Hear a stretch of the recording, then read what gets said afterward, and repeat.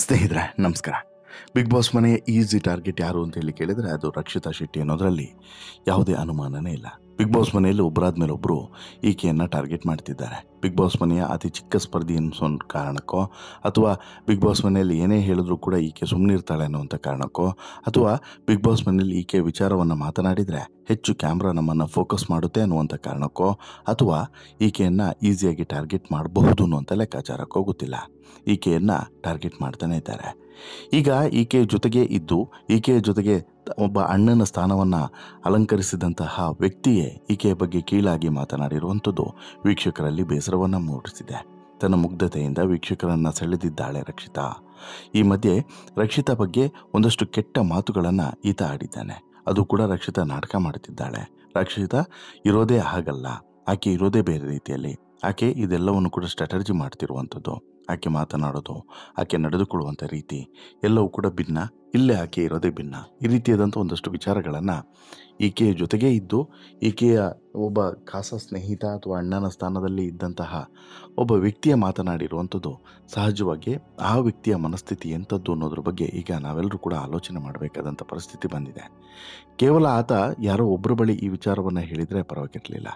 ಎಲ್ಲರ ಬಳಿಯೂ ಕೂಡ ಹೋಗಿ ಈ ರೀತಿಯಾದಂಥ ಒಂದು ಪಿಕ್ಚರೈಸೇಷನನ್ನು ಅಥವಾ ಈ ರೀತಿಯಾದಂಥ ಒಂದು ಒಪಿನಿಯನನ್ನು, ತನ್ನ ಒಪಿನಿಯನನ್ನು ಅವರ ತಲೆಗೆ ತುಂಬಿ ಬರುವಂತಹ, ಆ ಮೂಲಕ ಆಕೆಯ ಬಗ್ಗೆ ಒಂದು ನೆಗೆಟಿವ್ ಸ್ಪ್ರೆಡ್ ಮಾಡುವಂಥ ಕೆಲಸವನ್ನು ಈ ಸ್ಪರ್ಧಿ ಮಾಡ್ತಿದ್ದಾನೆ ಅಂತ ಹೇಳಿದ್ರು ಕೂಡ ಸುಳ್ಳಾಗಲ್ಲ.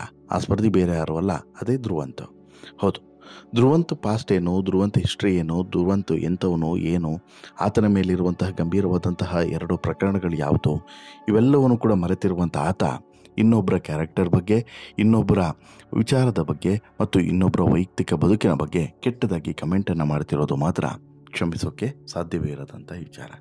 ಕಾರಣ ಏನು ಅಂತ ಹೇಳಿದ್ರೆ, ಬಿಗ್ ಬಾಸ್ ಮನೆಯಲ್ಲಿ ಈಗ ತುಂಬ ಆ್ಯಕ್ಟಿವ್ ಇರುವಂಥ ಮತ್ತು ಸಾಕಷ್ಟು ವಿಚಾರಗಳಲ್ಲಿ ಪಾಸಿಟಿವ್ ರೆಸ್ಪಾನ್ಸನ್ನು ಮತ್ತು ಒಂದಷ್ಟು ವಿಚಾರಗಳ ಬಗ್ಗೆ ವೀಕ್ಷಕರಿಂದನೂ ಕೂಡ ಪ್ರೀತಿಯನ್ನು ಸಂಪಾದನೆ ಮಾಡಿದಂತಹ ಸ್ಪರ್ಧಿ ಯಾರು ಅಂತೇಳಿ ಕೇಳಿದರೆ ಅದು ರಕ್ಷಿತಾ ಶೆಟ್ಟಿ. ಬಿಗ್ ಬಾಸ್ ಮನೆಯಿಂದ ಮಲ್ಲಮ್ಮ ಎಲಿಮಿನೇಟ್ ಆಗಿರೋದು ರಕ್ಷಿತಾ ಶೆಟ್ಟಿಗೆ ಸಿಕ್ಕಾಪಟ್ಟೆ ಬೇಸರ ತಂದಿದೆ. ಯಾಕಂದರೆ ಮಲ್ಲಮ್ಮನ ಜೊತೆಗೆ ರಕ್ಷಿತಾ ಆಪ್ತವಾಗಿದ್ದರು. ಹೆಚ್ಚು ಕಡಿಮೆ ಸಾಕಷ್ಟು ಸಮಯವನ್ನು ಇಬ್ಬರು ಕೂಡ ಜೊತೆಗೆ ಕಳೀತಾ ಇದ್ರು. ಏನಾದರೂ ಒಂದು ವಿಚಾರಗಳಿತ್ತು ಅಂತ ಹೇಳಿದ್ರೆ ಇಬ್ಬರು ಕೂಡ ಚರ್ಚಿಸ್ತಾ ಇದ್ರು. ಏನಾದರೂ ಒಂದು ಸಂಗತಿ ಇತ್ತು ಅಂತ ಹೇಳಿದ್ರೆ ಅದನ್ನು ಮಲ್ಲಮ್ಮನ ಬಳಿ ರಕ್ಷಿತಾ ಬಂದು ಹೇಳ್ತಾ ಇದ್ರು. ಮಲ್ಲಮ್ಮನ ಬಳಿ ಹೇಳುವಂಥ ಸಂದರ್ಭದಲ್ಲಿ ರಕ್ಷಿತಾ ಏನಾದರೂ ಮಿಸ್ಟೇಕ್ಸ್ ಮಾಡಿದ್ರೆ ಅದನ್ನು ಕೂಡ ಕರೆಕ್ಷನ್ ಮಾಡುವಂಥ ಕೆಲಸವನ್ನು ಕೂಡ ಮಾಡ್ತಿದ್ರು. ಹೀಗೆಲ್ಲ ಕಾರಣವನ್ನು ಇಟ್ಕೊಂಡು ಇಲ್ಲಿ ಒಂದು ರೀತಿಯಲ್ಲಿ ಮಲ್ಲಮ್ಮ ಬಿಗ್ ಬಾಸ್ ಮನೆಯಿಂದ ಹೊರಗಡೆ ಹೋಗಿರುವಂಥದ್ದು ರಕ್ಷಿತಾಗೆ ಸಹಜವಾಗಿ ಯಾವುದೇ ಒಂದು ಬೇಸರ ಆಯ್ತಂತ ಆಗಿದೆ. ಯಾಕಂದರೆ ಮಲ್ಲಮ್ಮ ಜೊತೆಗೆ ರಕ್ಷಿತಾ ಅಷ್ಟು ಕ್ಲೋಸ್ ಆಗಿದ್ರು ಅನ್ನೋಂಥ ಕಾರಣಕ್ಕೋಸ್ಕರ. ಈ ಮಧ್ಯೆ ಇದೇ ಮಲ್ಲಮ್ಮನ ಜೊತೆಗಿದ್ದಂತಹ ಮತ್ತು ಮಲ್ಲಮ್ಮ, ರಕ್ಷಿತಾ ಹಾಗೂ ಈ ವ್ಯಕ್ತಿ ಯಾರೋ ಧ್ರುವಂತ್, ಇವರು 3 ಜನರು ಬಹುತೇಕ ಒಟ್ಟಿಗೆ ಇದ್ದರು, ಆಪ್ತವಾಗಿದ್ದರು. ಆದರೆ ಈ ಮಧ್ಯೆ ಇದೇ ಧ್ರುವಂತ್ ಏಕಾಏಕಿ ರಕ್ಷಿತಾ ಬಗ್ಗೆ ಕೆಟ್ಟದಾಗಿ ಮಾತನಾಡೋದಕ್ಕೆ ಶುರು ಮಾಡಿದ್ದಾನೆ. ಅದು ಕೂಡ ಅಶ್ವಿನಿ ಗೌಡ, ಕಾಕ್ರೋಚ್ ಸುದ್ದಿ ಮುಂತಾದವರ ಎದುರುಗಡೆ ರಕ್ಷಿತಾ ಕ್ಯಾರೆಕ್ಟರ್ ಬಗ್ಗೆ ಮಾತನಾಡಿದ್ದಾನೆ. ರಕ್ಷಿತಾ ನಾಟಕ ಮಾಡ್ತಿದ್ದಾಳೆ ಅಂತೇಳಿ ಹೇಳಿದ್ದಾನೆ. ರಕ್ಷಿತಾ ಶೆಟ್ಟಿ ಜೊತೆಗೆ ಪದೇ ಪದೇ ಜಗಳ ಮಾಡಿರುವಂಥ ಸ್ಪರ್ಧಿಗಳು ಏನು ಅನ್ನೋದನ್ನು ಈಗ ಈತ ಆ ಸ್ಪರ್ಧಿಗಳ ಗಮನಕ್ಕೆ ತಂದಿದ್ದಾನೆ. ರಕ್ಷಿತಾ ಶೆಟ್ಟಿ ಏನು ಅನ್ನೋದನ್ನು ಇಲ್ಲಿ ಅವರ ಗಮನಕ್ಕೆ ತಂದಿದ್ದಾನೆ. ಆ ಮೂಲಕ ಆಕೆಯ ಬಗ್ಗೆ ಒಂದು ನೆಗೆಟಿವ್ ಸ್ಪ್ರೆಡ್ ಮಾಡುವಂಥ ಕೆಲಸವನ್ನು, ಮತ್ತು ಅದನ್ನು ಯಾರೂ ಕೂಡ ಒಪ್ಪೋಕ್ಕೆ ಸಾಧ್ಯವಿಲ್ಲ ಅಂಥ ಕೆಟ್ಟ ಕೆಲಸವನ್ನು ಮಾಡೋದಕ್ಕೆ ಶುರು ಮಾಡಿದ್ದಾನೆ. ಏನು ಹೇಳಿದ್ದಾನೆ ಧ್ರುವಂತು? ರಾತ್ರಿ ಮಲಗುವಂಥ ಸಮಯಕ್ಕೆ ರಕ್ಷಿತಾ ಟಾಪಿಕನ್ನು ತೆಗೆದಂಥ ಧ್ರುವಂತು ಎಲ್ಲರೂ ಕೂಡ ರಕ್ಷಿತಾ ಹತ್ರನೂ ಕೂಡ ಏನೇನೋ ಹೇಳ್ತಿದ್ದಾರೆ. ಅಡುಗೆ ಮಾಡ್ತೀನಿ ಅಂತೇಳಿ ಮುಂದೆ ಬರ್ತಾಳೆ, ಪಾತ್ರೆ ತೊಳಿತಾಳೆ, ಆದರೆ ಅದು ಸರಿಯಾಗಿರಲ್ಲ. ಇಡೀ ಮನೆಯನ್ನು ನಾನೇ ನೋಡ್ಕೊಳ್ತಿರೋದು ಅಂತಲೂ ಕೂಡ ರಕ್ಷಿತಾ ಬಿಲ್ಡಪ್ಪನ್ನು ಕೊಡ್ತಾಳೆ. ರಕ್ಷಿತಾ ಬಿಟ್ಟರೆ ಇಲ್ಲಿ ಯಾರೂ ಕೂಡ ಇಲ್ಲ ಅನ್ನೋ ಥರ ಆಡ್ತಾಳೆ. ಅವಳು ತುಳುವನ್ನು ಸಹ ಸರಿಯಾಗಿ ಮಾತನಾಡೋದಿಲ್ಲ, ಕನ್ನಡನೂ ಕೂಡ ಸರಿಯಾಗಿ ಮಾತನಾಡೋದಿಲ್ಲ ಅಂತೇಳಿ ಆರೋಪವನ್ನು ಮಾಡ್ತಾನೆ. ಅಷ್ಟು ಮಾತ್ರವಲ್ಲ, ಮಂಗಳೂರು ಕಡೆ ಇವಳ ತರಹ ಯಾರೂ ಕೂಡ ಮಾತನಾಡೋದಿಲ್ಲ. ನಾನು ಮೊದಲಿನಿಂದನೂ ಕೂಡ ಅವಳ ವಿಡಿಯೋಗಳನ್ನು ನೋಡಿದ್ದೇನೆ. ಅವಳಿಗೆ ಕ್ಲೀನಾಗಿ ಮಾತನಾಡೋಕ್ಕೆ ಬರುತ್ತೆ. ನಾವೆಲ್ಲರೂ ಕೂಡ ಯಾವ ರೀತಿ ಸಹಜವಾಗಿ ಇದ್ದೀವೋ ಅದೇ ರೀತಿ ಅವಳಿಗೂ ಕೂಡ ಇರೋದಕ್ಕೆ ಬರ್ತದೆ. ಅವಳು ಮಾತನಾಡುವಂಥ ಶೈಲಿಯೇ ಅವಳಿಗೆ ಪ್ಲಸ್ ಪಾಯಿಂಟ್. ಅದನ್ನೇ ಅವಳು ಬಂಡವಾಳವನ್ನು ಮಾಡಿಕೊಂಡಿದ್ದಾಳೆ. ಅತಿಯಾದಂಥ ಉತ್ಪ್ರೇಕ್ಷೆಯಿಂದ ಹೇಳೋದಕ್ಕೆ ಪ್ರಯತ್ನ ಪಡ್ತಾಳೆ ಅಂತ ಹೇಳಿಬಿಟ್ಟು ರಕ್ಷಿತಾ ಬಗ್ಗೆ ಧ್ರುವಂತು ಒಂದಷ್ಟು ವಿಚಾರಗಳನ್ನು ಹಂಚಿಕೊಂಡಿದ್ದಾರೆ. ಇಷ್ಟಕ್ಕೆ ಸುಮ್ಮನಾಗಿಲ್ಲ. ಅವಳು ಮಾಡೋದನ್ನು ಡವ್ ಅಂತೇಳಿ ಹೇಳ್ಬೋದು. ಯಾರು ಈ ರೀತಿ ನಾಟಕವನ್ನು ಮಾಡಿಕೊಂಡು ವಹಿವಾರವನ್ನು ಮಾಡಿಕೊಂಡು ಇರ್ತಾರೆ ಹೇಳಿ? ನಮ್ಮ ಮಂಗಳೂರಿನಲ್ಲಿ ಈ ತರಹ ಯಾರೂ ಕೂಡ ಇರೋದಿಲ್ಲ. ವಿಚಿತ್ರವಾಗಿ ವರ್ತನೆಯನ್ನು ಮಾಡ್ತಾಳೆ. ಕ್ಯಾಮರಾ ಮುಂದೆ ಸುಮ್ಮನೆ ಮಾತನಾಡ್ತಾಳೆ. ಕ್ಯಾಮ್ರಾ ಮುಂದೆ ಸುಮ್ಮನೆ ಅಳ್ತಾಳೆ. ಅವಳಿಗೆ ಉಪಯೋಗ ಇದ್ದರೆ ಯಾರನ್ನಾದರೂ ಯೂಸ್ ಮಾಡ್ಕೊಳ್ತಾಳೆ ಅನ್ನುವಂಥ ವಿಚಾರವನ್ನು ಧ್ರುವಂತು ಇಲ್ಲಿ ಈ ಅಶ್ವಿನಿ ಮುಂದೆ ಕಾಕ್ರೋಚ್ ಸುದ್ದಿ ಮುಂದೆ ಹೇಳೋದ್ರ ಮೂಲಕ ಅಶ್ವಿನಿಯ ಒಂದಷ್ಟು ಪಾಯಿಂಟ್ಗಳೇನಿತ್ತು ಅದಕ್ಕೆ ಮತ್ತಷ್ಟು ಪುಷ್ಟಿ ಕೊಡುವಂಥ ಕೆಲಸವನ್ನು ಧ್ರುವಂತ ಮಾಡಿದ್ದಾನೆ.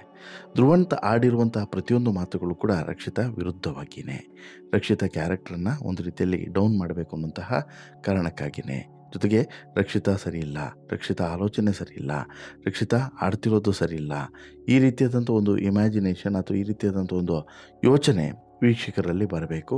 ಜೊತೆಗೆ ಆ ಒಂದು ಟೀಮ್ನಲ್ಲಿರೋರಿಗೂ ಕೂಡ ಬರಬೇಕು. ಆ ರೀತಿಯಾದಂಥ ಪ್ರಯತ್ನವನ್ನು ಮಾಡಿದ್ದಾರೆ ಅಂತ ಹೇಳೋದು ಕೂಡ ಸುಳ್ಳಾಗಲ್ಲ. ಇದು ಒಳ್ಳೆಯದಕ್ಕೆ ಕೇಳಿದ್ರೆ 100% ಒಳ್ಳೆಯದಕ್ಕೆ ಅಲ್ಲ ಅನ್ನೋದನ್ನು ಇಲ್ಲಿ ನಾವು ಗಮನಿಸಬೇಕು. ಧ್ರುವಂತ ಆಡಿರುವಂಥ ಪ್ರತಿಯೊಂದು ಮಾತುಗಳು ಕೂಡ ಮುಂದಿನ ದಿನಗಳಲ್ಲಿ ಧ್ರುವಂತಿಗೆ ಮುಳು ಆಗಲಿದೆ ಅನ್ನೋದ್ರಲ್ಲೂ ಯಾವುದೇ ಅನುಮಾನ ಇಲ್ಲ. ಈ ವಿಚಾರವನ್ನು ಸುದೀಪ್ ಅವರು ಈ ವಾರ ಚರ್ಚೆಗೆ ತೆಗೆದುಕೊಳ್ತಾರ ಅನ್ನುವಂತಹ ಕುತೂಹಲವು ಕೂಡ ಈಗಲೇ ಮನೆ ಮಾಡಿದೆ. ಇಲ್ಲಿ ಧ್ರುವಂತ ಮಾತುಕತೆ ನಡೀತಾ ಇದ್ದರೆ ಇತ್ತ ಗಾರ್ಡನ್ ಏರಿಯಾದಲ್ಲಿ ಮಲ್ಲಮ್ಮನ ಅವರನ್ನು ನೆನೆಸ್ಕೊಂಡಂತಹ ರಕ್ಷಿತಾ ಒಬ್ಬರೇ ಮಾತನಾಡ್ತಾ ಇರ್ತಾರೆ.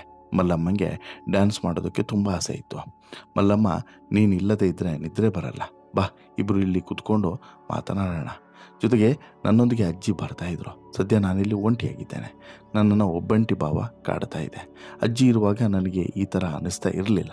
ಮಲ್ಲಮ್ಮ ನನ್ನ ಕಣ್ಣು ಮುಂದೆ ಇದ್ದರು ಅನ್ನೋದು ಬೇರೆಯದೇ ರೀತಿಯಾದಂಥ ಒಂದು ಖುಷಿ, ಬೇರೆಯದೇ ನೆಮ್ಮದಿ. ಧ್ರುವಣ್ಣ ಜೊತೆಗೆ ಮಾತನಾಡುವಾಗ ಮಲ್ಲಮ್ಮ ಅವರಲ್ಲಿ ಒಂದು ನಗು ಇರ್ತದೆ, ಅದು ಚಂದ ಅಂತೇಳಿ ರಕ್ಷಿತಾ ಹೇಳ್ತಾಳೆ. ನೋಡಿ, ಇಲ್ಲೂ ಕೂಡ ಆಕೆಗೆ ಅರಿವೇ ಇಲ್ಲ.